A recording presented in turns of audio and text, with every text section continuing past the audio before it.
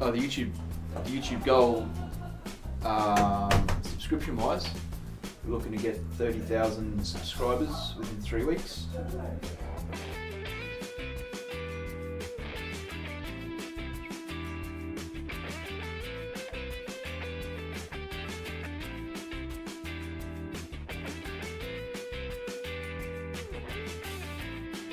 Okay, so our update is things have stepped up a bit since Friday and Wednesday.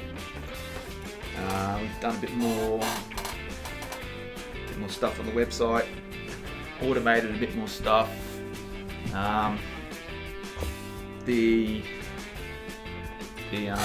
strictness of the process is being implemented a bit more deliberatively, as in that the release times and what we need to get done by those times and stuff like that, which is a good thing.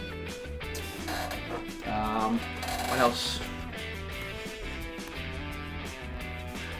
We did have a few little technical glitches with the automation process, but I think we've sorted those out now.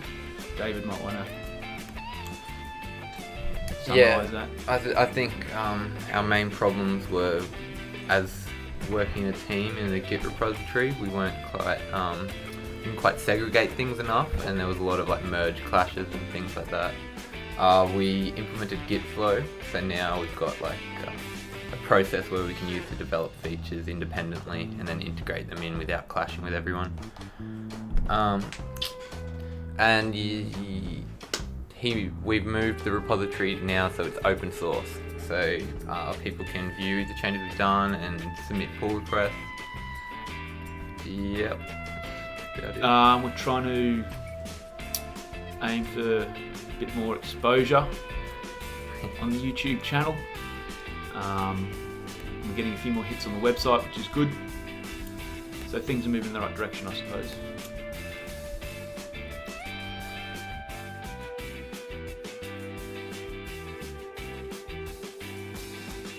Currently we're on approximately 40. So all we've got to do is get 29,960 more.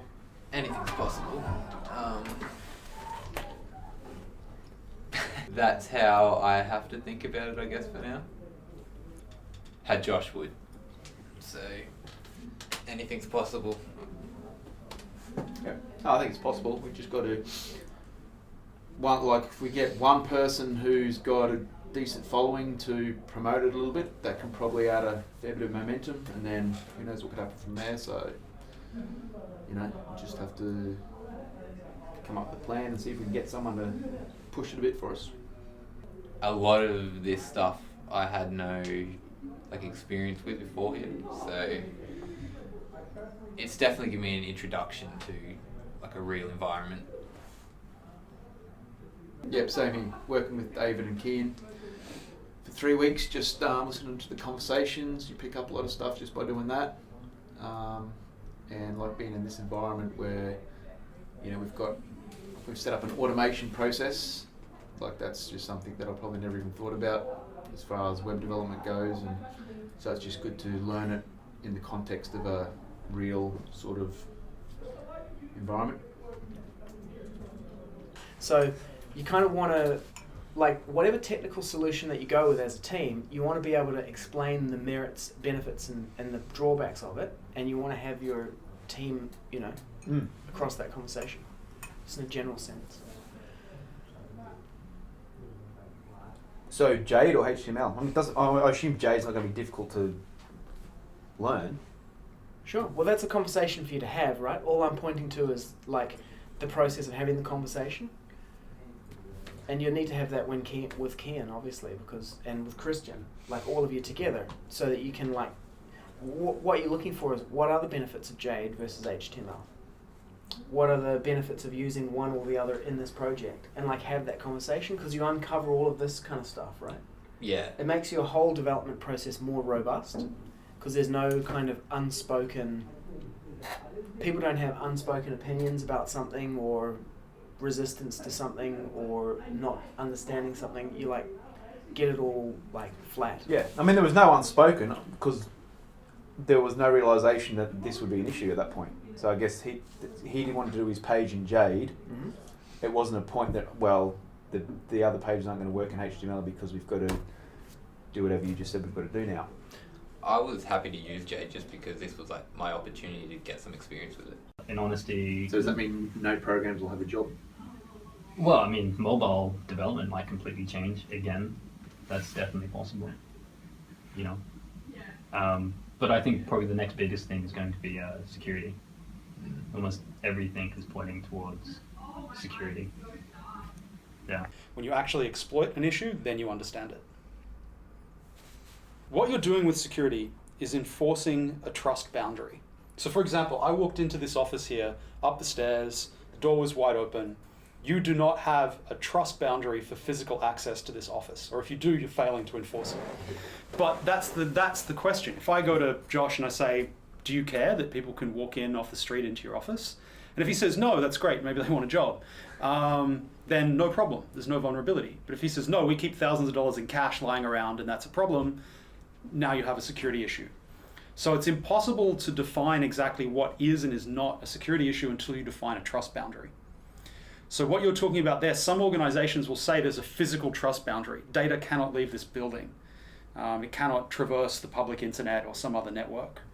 But that's really dependent on what their policy is and why they do that.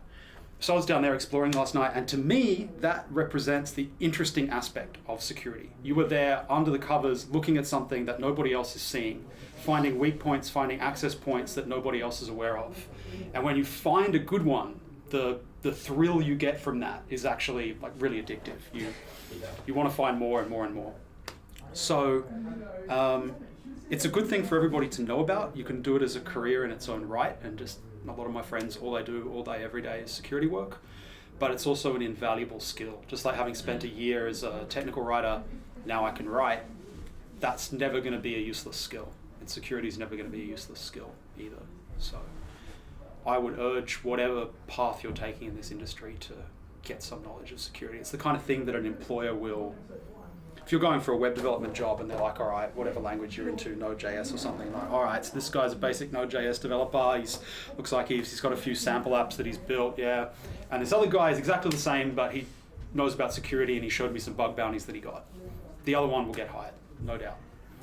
So with that entry point, So is that a trend that you think is going to get? Okay, so my first question would be, why is security such a big deal then?